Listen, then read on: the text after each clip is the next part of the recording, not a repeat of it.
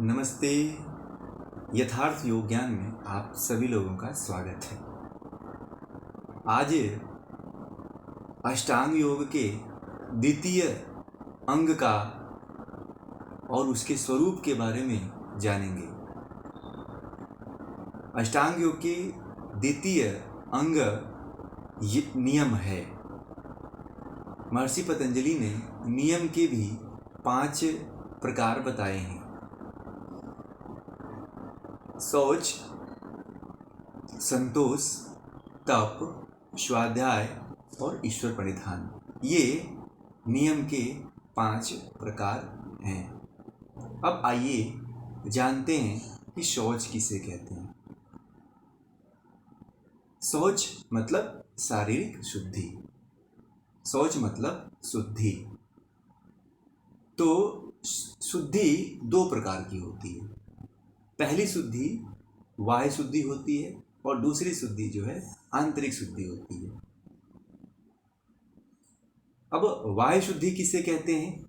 शरीर, वस्त्र, पात्र, स्थान, खान पान तथा धनोपार्जन को पवित्र रखना बाह्य शुद्धि है।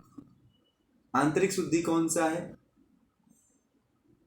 विद्या, सत्संग, स्वाध्याय, सत्य भाषण व धर्माचरण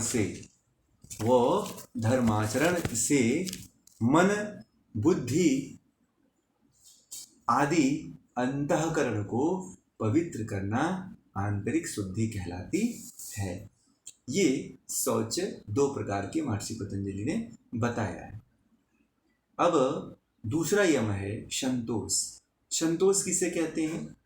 अपने पास जो भी विद्यमान ज्ञान है, बल है, साधनों से पूर्ण पुरुषार्थ करने के पश्चात जितना भी आनंद, विद्या, बल, धन आदि फल रूप प्राप्त हों, उतने में ही संतुष्ट रहना, उससे अधिक इच्छा न करना ही संतोष है। जितना आपके पास धन है, जितना आपके पास ज्ञान है, उसमें ही संतुष्ट रहना ही क्या है? संतोष है। तीसरा जो नियम आता है वो तप है। तप क्या है? कि तप एक तरह से धर्म आचरण जो धारण करने योग्य है। यानी कि क्या? उत्तम कर्तव्य कर्मों को करते हुए भूख, प्यास, लाभ, हानि, सर्दी, गर्मी, मान, अपमान आदि द्वंद्वों को प्रसन्नता पूर्वक सहन करना ही तप कहलाता है। मान, अपमान, भूख, प्यास, सर्दी, गर्मी, जय, पराजय, लाभ, हानि, इन सभी द्वंद्वों को जो सह लेता है उसे ही तपस्वी कहा जाता है। वही तपी होता है और वही तप कहलाता है। चौथा जो नियम है वो है स्वाध्याय। स्वाध्याय किसे कहते हैं?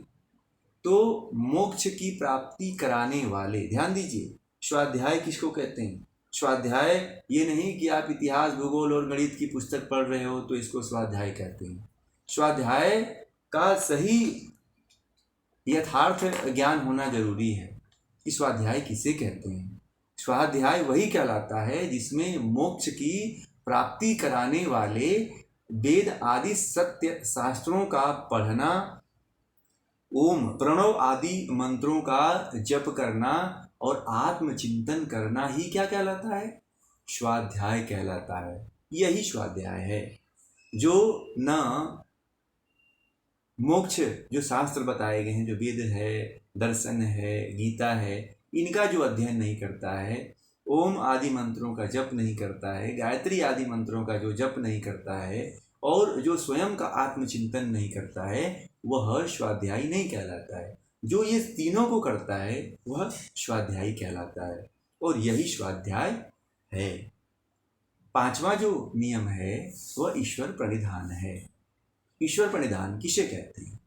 तो शरीर, बुद्धि, बल, धन आदि समस्त साधनों को ईश्वर प्रदत्त मानकर, ईश्वर का मानकर उनका प्रयोग मन से, वाणी तथा शरीर से ईश्वर की प्राप्ति के लिए ही करना, लौकिक उद्देश्य धन, मान, यश आदि की प्राप्ति के लिए न करना ईश्वर प्रणिधान कहलाता है।